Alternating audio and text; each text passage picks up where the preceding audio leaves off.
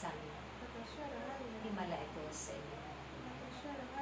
Bagamat kayo man ay nasa lapit hapon, subalit tunay ang susundan ang aking mga ito'y napagsusumikapan ng bawat isa. Ganapin ayon sa akin na hindi pinanghihinawang labis-labis ninyong iniibig ang lahat ng inyong mga kapatid at laging may kalapit ang aking kapangyarihan dahil kayo'y nagtitiwala sa akin sa lahat-lahat ng bagay. Ito'y aking maibig. Kaya't panaligan ninyo, pagtiwalaan ninyo, manampalatayaan ninyo siya. Dahil ako ang Diyos noon magpahanggang ngayon na hindi nagbabago.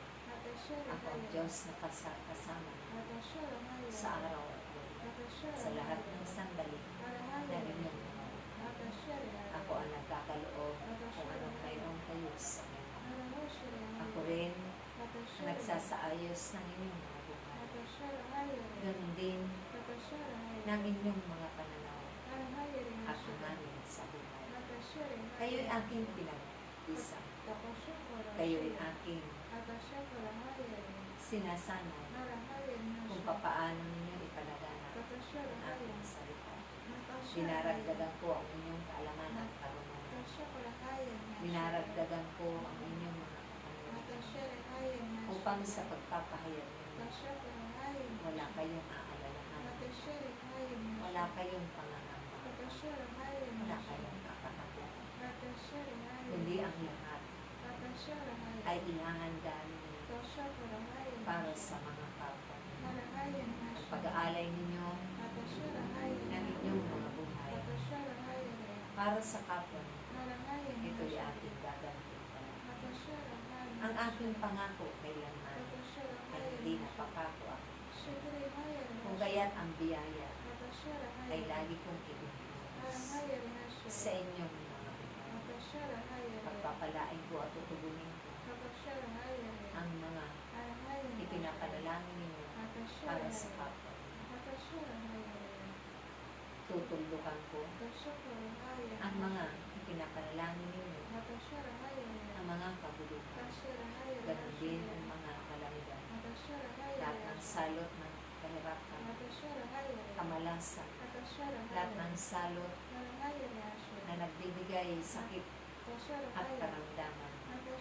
Ito'y aking papawiin at babaguhin ko rin ang mga puso't kalooban bawat kapon, lalong-lalo na ang aking mga iniluklok sa pamahalaan ng inyong bayan. Ganun din sa iba't ibang bansa, upang kayong lahat ay mabigkis ng aking pagkakas. Kayong lahat ay aking mahal at iniibig. Walang magiging puwang ang puot at galit sa bawat puso.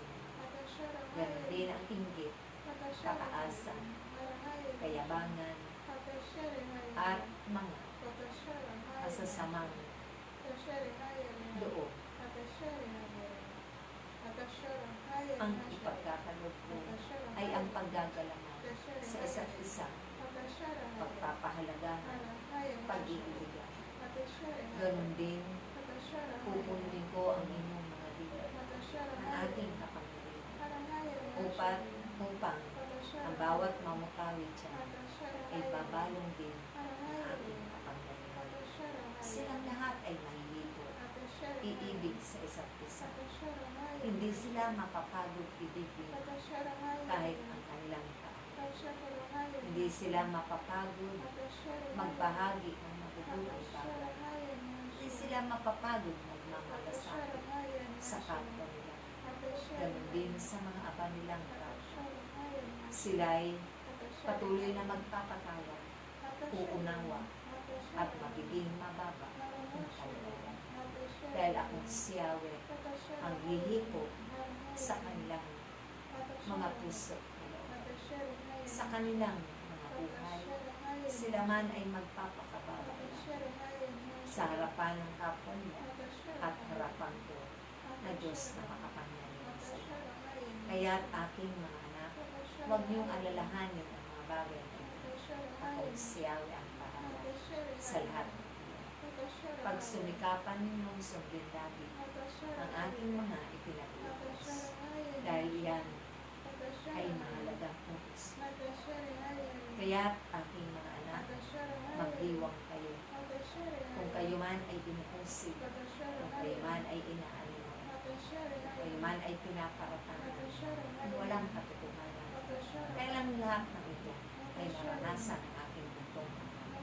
Subalit siya'y nagtagumpay. Dahil pag-ibig lamang ang kanyang tiginanti.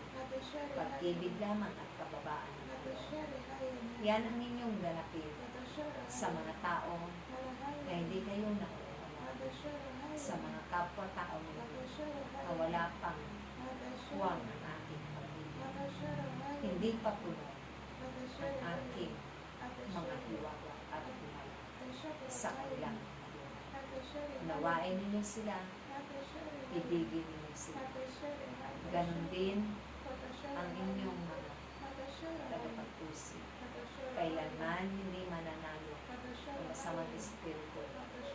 Ang paghahari ko lagi ang siyang mangingibabaw sa bawat puso. Akong si Yahweh lamang, akong si Yahweh lamang, akong si Yahweh lamang ang maghahari sa bawat buhay. Sa ngalan ng Ama, Anak, at Espiritu Santo.